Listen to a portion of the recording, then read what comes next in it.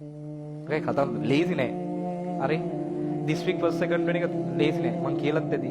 මම district second කෙනෙක් මං පාඩම් කරපු විදිහ නිකන් ඔය මං ඔය පන්ති වල කියනවා කොච්චරද කොහමද කියන්නේ අවසාන මාස 3 එහෙම මම නානගමනුත් කරේ පාඩම් කරපු. හරිද? නානගම සබංගානගම මතක් කරන්නේ BS වල පාඩම් මේ ව්‍යාපාර චක්‍රය. ඇත්තටම අමතක වුණොත් ටවල් එකක් ඇඳගෙන ආයෙ සබන් පිටින් එනවා. අත්තම කෑ ගන්න පිස්සුද කියලා.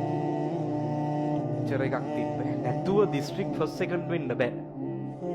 සෙල්ලමක්. ඒක වෙනම කැපකිරීම.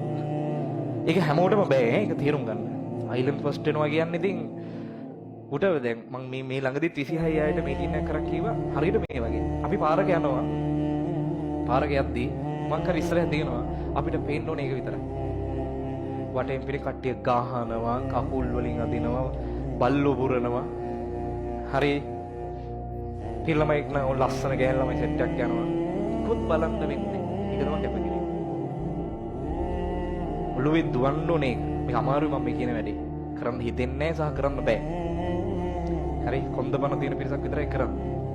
සරලව කියමු. හැමෝටම හිතෙන්නේ ෆෝන් නොබන්න සරලයි. ඒක සාමාන්‍යයි. මෙතන ඉන්න හැමෝටම හිතෙන්නේ ලව් කරන්න. සාමාන්‍යයි. සාමාන්‍ය මනුස්ස ස්වභාවය. හැමෝටම හිතෙන්නේ කලින් නිදා ගන්න. හැමෝම කම්මැලි. සාමාන්‍යයි. ඒක තමයි සාමාන්‍ය මනුස්ස ස්වභාවය.